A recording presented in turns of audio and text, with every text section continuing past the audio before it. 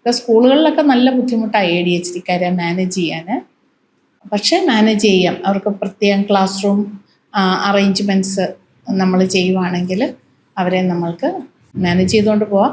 പക്ഷേ റെമഡിയേഷൻ ചെയ്തിരിക്കണം.